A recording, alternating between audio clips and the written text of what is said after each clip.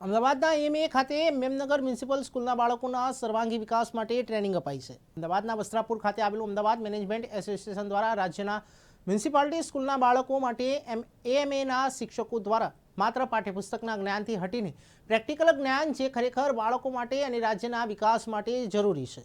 જેવું કે આજે સૌથી વધુ યુવાધન ભારત પાસે છે, પરંતુ ભારતનું યુવાધન વ્યસનના રવાડે ચડી ગયું છે, જેમાં બાળકોને પાયાથી જ હવે માહિતી આપવામાં આવે છે. વ્યસનથી કઈ રીતે દૂર રહેવું તેમજ અત્યારે તમામ પેરેન્ટ્સ પોતાના બાળકોને અંગ્રેજી ભાષા ઉપર વધારે ફોકસ કરાવી રહ્યા છે. ગુજરાતી ભાષાથી બાળકો દૂર થઈ રહ્યા છે, જે ન થવું જોઈએ. જેના કારણે ગુજરાતી ભાષા આપણી માતૃભાષા છે તેને વધારે મજબૂત બનાવવા માટે પણ માહિતી આપવામાં આવી હતી. મારું નામ ફ્રાન્સિસ લોબો છે. અમદાવાદ મેનેજમેન્ટ એસોસિએશન સાથે હું ટ્રેનર તરીકે જોડાયેલો છું 7 વર્ષથી. આજે જે મેમનગર પ્રાઇમરી સ્કૂલના બાળકોને આજે એક ટ્રેનિંગ આપવામાં આવી રહી છે, શું પ્રોગ્રામ છે, કોના દ્વારા આયોજન કરવામાં આવ્યું છે અને હેતુ શું? અમદાવાદ મેનેજમેન્ટ એસોસિએશન 18 થી 20 વર્ષ થઈ ગયા છે. એક કાર્યક્રમ ચલાવે છે. આપણા અમદાવાદના મ્યુનિસિપલ સ્કૂલ અને પંચાયત સ્કૂલ્સના જે બાળકો છે એ અમારા સંસ્થાની એક મુલાકાત લે અને એ મુલાકાત દરમિયાન એ લોકોને તાલીમ આપવામાં આવે છે જે એમના ઘડતર માટે અને આગળ વધવામાં મદદરૂપી થઈ શકે.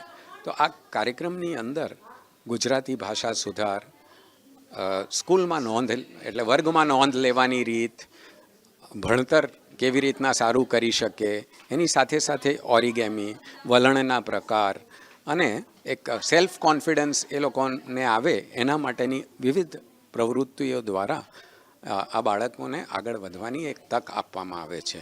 આખા દિવસનો આ કાર્યક્રમ છે જ્યાં અમે બસ મોકલીએ છીએ. બસમાં બાળકો આવે, અમારા સાથે સવારે આવે અને સાંજ સુધી રહે અને અલગ અલગ ટીચર્સ એમને આ એડ્યુકેશન કે ભણતર આપવાનું કામ કરે છે.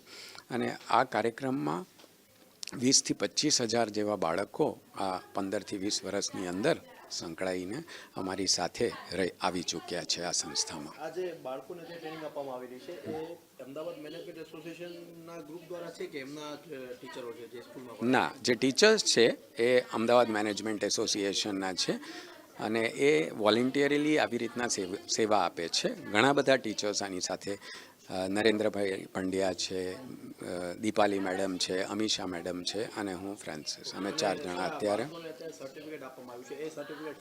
હા, આ સર્ટિફિકેટ છે ને એક સ્ટડી એન્હાન્સમેન્ટ પ્રોગ્રામ, જે આ પ્રોગ્રામનું નામ છે, એ પ્રોગ્રામમાં એ લોકોએ પાર્ટિસિપેટ કર્યું એવી રીતનાનું એક સર્ટિફિકેટ છે. એમના માટે એક યાદગીરી રૂપે છે અને એની સાથે સાથે એવું પણ છે કે આ કાર્યક્રમની યાદી અને એમાં એ જે ભણ્યા છે એ બધું જ એમને એના માટેનું.